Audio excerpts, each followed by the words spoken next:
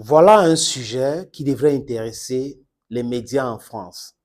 Mais ça ne les intéresse pas. C'est Ukraine, c'est la manipulation, c'est la propagande, ce sont des discours ridicules tous les jours. La France est en difficulté. Il y a l'inflation en France. Les gens vivent mal en France. Les salaires sont bas en France. Emmanuel Macron est en train de dire qu'il veut réindustrialiser la France. Mais on n'a pas besoin d'aller dans les grandes écoles économiques pour bien comprendre. Tant que les salaires resteront élevés en France et que dans d'autres pays qu'on peut produire la même chose, que les salaires sont bas, les gens vont aller investir là où ils peuvent gagner gros. Ils ne vont jamais investir pour le plaisir d'investir. Voilà cela. Est-ce qu'en France, Emmanuel Macron, qui avait dit que le peuple français est réfractaire au changement, est prêt à baisser les salaires? On demande l'augmentation des salaires, n'est-ce pas? On peut faire de people, mais seulement, il faut comprendre que d'autres pays sont industrialisés aujourd'hui. Donc, d'autres pays peuvent produire ce que la France et les autres pays produisaient hier. Et que le pouvoir d'achat dans ce pays-là n'est pas exactement comme en Europe. Donc, ça fait que ces pays sont compétitifs. Compétitivité, c'est très important. Réunissez tous les hommes d'affaires que vous voulez dans le monde. Ces mêmes hommes d'affaires ne vont pas être compétitifs avec des hommes d'affaires indiens, chinois, africains qui produisent moins cher et qui vont sur le marché. Je prends un exemple, les amis. Si je produis 1 litre de chocolat, où ça me revient, la production d'1 litre de chocolat me revient à 1000 francs. Il y a la chaîne de vente. Ça veut dire qu'il y a le transport, il y a des gens qui interviennent, les commerciaux et autres. Je peux dire, OK, avec la TVA, je peux dire que je vais vendre ça à 1600. Je dis n'importe quoi, les amis. Je prends juste cet exemple.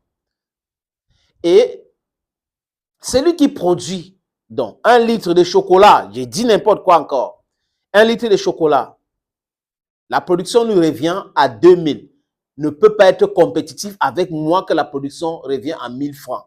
Le message là est simple et clair. Donc, être compétitif avec l'Inde, avec la Chine, avec certains pays africains qui sont en train de s'industrialiser, ça sera compliqué pour vous. Comprenez cela. Comprenez cela. Et la France est en difficulté aujourd'hui.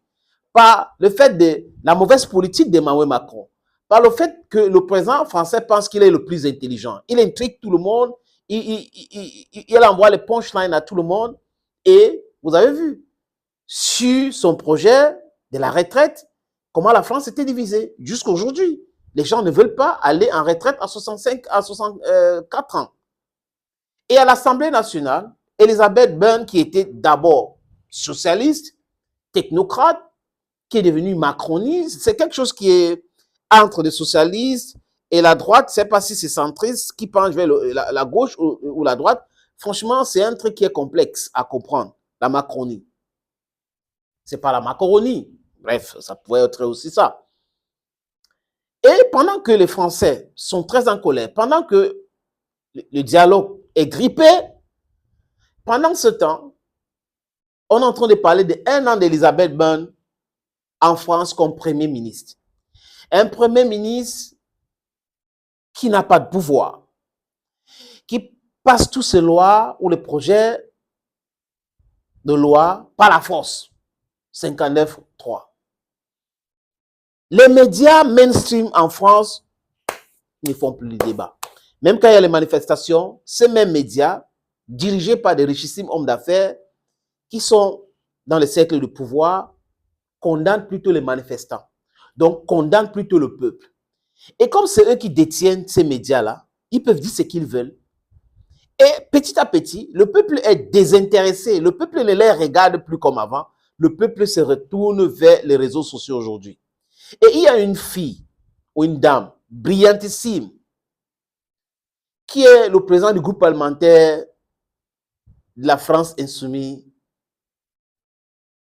qui est très éloquent, c'est une très bonne oratrice, vous voulez bien, parce qu'ils aiment trop ça là-bas, qui dit à Borne, Elisabeth Borne, ces 4 vérités. Elle s'appelle Mathilde Panot. Les amis, je vous suggère, parce qu'en France, les médias mainstream ne vont pas montrer ça. Ils ne vont pas montrer ça. Peut-être en flash, et ils passent à autre chose pour parler de l'Ukraine, Ukraine, les armes, Ukraine, les armes, Ukraine, les armes, alors que dans leur propre pays, les gens vivent très mal. Les gens vivent extrêmement mal. Ça va très mal dans leur pays. Mais, comme ils cherchent un arbre pour cacher la forêt, c'est l'Ukraine. C'est la guerre en Ukraine. C'est la guerre en Ukraine. La guerre en Ukraine. Les amis, regardez cette brillante dame. Madame la Première ministre, vous occupez votre poste depuis 1 an sans que personne ici ne vous ait accordé son vote de confiance. Une vérité. Depuis 1 an. De 49.3 en 49.3, vous assurez le service après-vente des caprices du président de la République.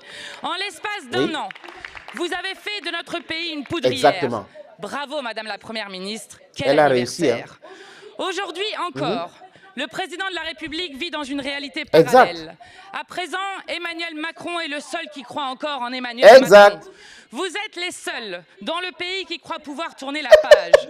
Nous vous répondons jamais. Jamais nous n'accepterons que vous voliez 2 ans de vie aux Français, 34 000 € de retraite à chacun d'eux et que vous les brutalisiez au propre comme au figuré. Le pays tout entier est opposé à votre réforme, les syndicats comme le Parlement. Bravo, Madame la Première ministre, quel anniversaire. La Macronie se vit à présent comme une citadelle assiégée. Alors, vous diabolisez l'alternative politique que nous sommes en même temps que vous banalisez l'extrême droite. Madame la Première ministre, vous dites que nous ferions de l'antiparlementarisme. L'antiparlementarisme, c'est vous. 11-49-3 à votre actif et des manœuvres pour empêcher le vote de l'abrogation de la réforme. Les extrémistes, c'est vous. Vous avez refusé toutes les sorties par le haut que nous avions proposées, référendum ou retour devant le peuple. Jamais un gouvernement n'avait eu aussi peur du peuple. Il vous reste à comprendre qu'en démocratie, il est seul souverain. C'est le peuple.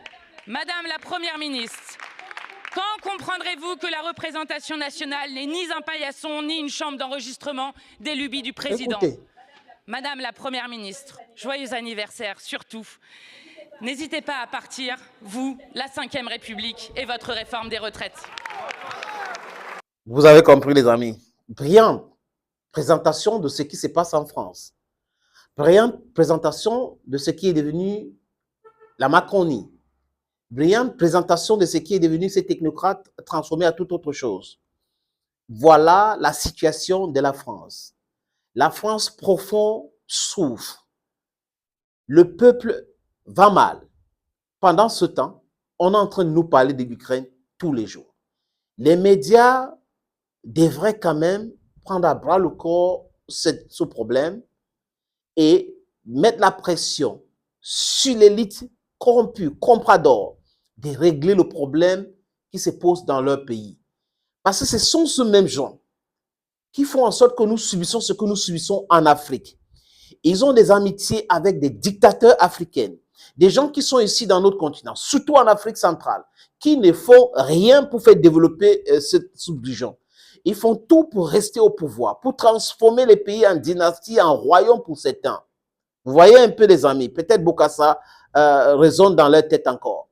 Et ce sont ces mêmes gens-là qui vont venir demander à ces mêmes gens qui protègent tous les jours de mettre la pression sur le peuple pour soutenir les projets néfastes contre la Russie. Voilà, vous avez un réel problème dans votre pays. Tous ceux qui sont des va-t-en-guerre, qui trouvent l'échappatoire, qui ne veulent pas qu'on règle le problème de la Russie, font cela parce qu'ils espèrent utiliser ça pour leur survie politique. La France a les problèmes. La presse française peut régler ça, peut parler de ça aussi.